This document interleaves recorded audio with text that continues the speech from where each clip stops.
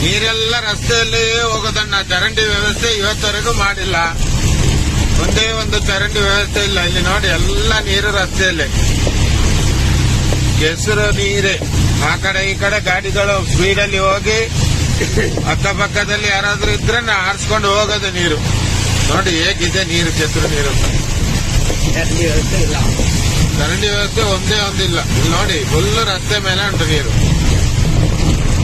ಇದು ನಮ್ಮ ಭಾಗಮಂಡಲ ತಾಲೂಕಿನ ಅವ್ಯವಸ್ಥೆಗಳು. ನೋಡಿ, ಫುಲ್ ಕಾಡು ತುಂಬಿರೋದ್ರಿಂದ ಚರಂಡಿ ಇಲ್ಲ, ಎಲ್ಲ ರಸ್ತೆಯಲ್ಲೇ ನೀರು ಹೋಗುತ್ತೆ. ನೋಡಿ, ಈ ರೀತಿ ಮಳೆ ಬರ್ತಾ ಇರುವಾಗ ಎಂತ ಮಾಡ್ಲಿಕ್ಕೂ ಆಗದ ಪರಿಸ್ಥಿತಿ ಆಗಿದೆ ಈಗ. ಮೊದಲ ವಾರದಲ್ಲಿ ಚರಂಡಿ ವ್ಯವಸ್ಥೆ ಮಾಡಿದ್ರೆ ಈ ಕಷ್ಟ ಇರೋದಿಲ್ಲ. ಚರಂಡಿ